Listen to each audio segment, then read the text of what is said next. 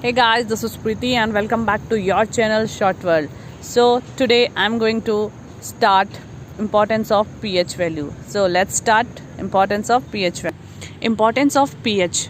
Importance of pH हमारी daily life में क्या इंपॉर्टेंस रखता है pH वैल्यू. लाइक सलाइवा और सलाइवा, ब्लड एंड टीयर्स है, इनका जो pH वैल्यू होता है वो 7.8 रेंज 7 to 7.8 रेंज होनी चाहिए. ये हमें बेटर सर्वाइवल में हेल्प करता है. कैसे? जो सलाइवा हमारे, जब हम कोई खाना खाते हैं तो वो हमारे दांतों में फंस जाता है या मुंह में रह जाता है, जिससे कि जो बैक्टीरिया होते हैं उसे कंज्यूम करते हैं और कंज्यूम करने से वो एसिड रिलीज़ करते हैं.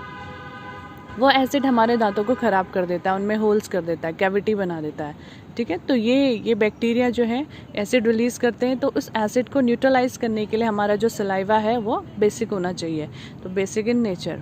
इसी तरीके से जो ब्लड है, ब्लड भी हमारा एल्कलीन होना चाहिए, अदरवाइज़ हमें इंडाइजेशन हो सकता है या गैस्ट्रिक प्रॉब्लम्स हो सकती है, पेन हो सकता है, किसी भी तरीके के प्रॉब्लम्स क्रिएट हो सकती है. इसलिए जो ब्लड का जो पीएच रेंज होती है वो भी इसी में 7.8 तक होता है. सेकेंड है सॉइल ट्रीटमेंट. तो सॉइल होती है, सॉइल बहुत ज़्यादा फर्टिलाइज़र यूज़ करने से सॉइल बहुत ज़्यादा एसिडिक हो जाती है या बहुत ज़्यादा बेसिक हो जाती है. तो सॉइल अगर बहुत ज़्यादा एसिडिक है या फिर बेसिक है तो सॉइल की फर्टिलिटी कम हो जाती है, जैसे कि प्लांट की ग्रोथ नहीं हो पाती. तो प्लांट की ग्रोथ के लिए, बेटर फर्टिलिटी के लिए हमें उसमें एसिडिक है तो उसे बेसिक मिलाया जाता है, या बेसिक है तो उसमें एसिड मिलाया जाता है. तो इस तरह से सॉइल ट्रीटमेंट किया जाता है. नेक्स्ट है इसमें HCl. जब हमारी बॉडी में HCl प्रोड्यूस होता है, स्टमक में HCl प्रोड्यूस होता है, हाइड्रोक्लोरिक एसिड, जो कि हमें डाइजेशन में हेल्प करता है. बट एक्सेस HCl जब हमारी बॉडी में प्रोड्यूस होता है तो हमें इनडाइजेशन हो जाता है. तो वो इनडाइजेशन से इरिटेशंस होती है, पेन होता है. तो उसे कम करने के लिए, उसे न्यूट्रलाइज करने के लिए हम यूज़ करते हैं मिल्क ऑफ मैग्नीशियम हाइड्रोक्साइड हम यूज़ कर सकते हैं. तो ये एक एंट एसिड की तरह काम करता है. तो एसिडिक अगर हमारा कोई एसिड है, एसिड को न्यूट्रलाइज करना है तो बेस मिलाया जाता है, बेस को न्यूट्रलाइज करना है तो एसिड मिलाया जाता है.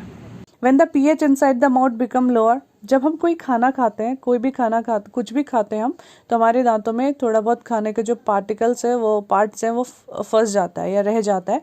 तो जब उसे बैक्टीरिया कंज्यूम करता है तो बैक्टीरिया उसमें एसिड रिलीज़ करते हैं.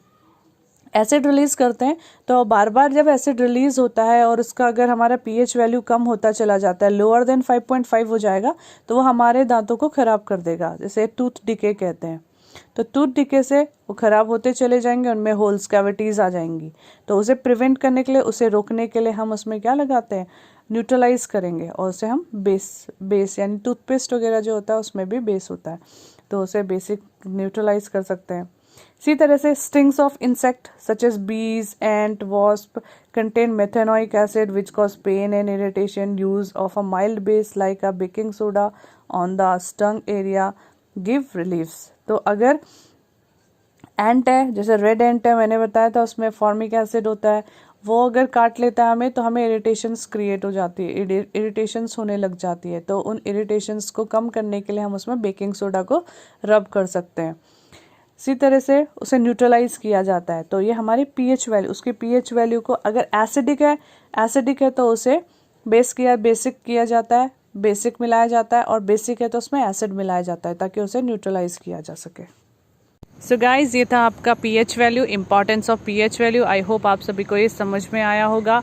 So like, share and subscribe करना मत भूलिएगा, और इसी तरीके से हमारे साथ बने रहिए और देखते रहिए short world. Thank you so much.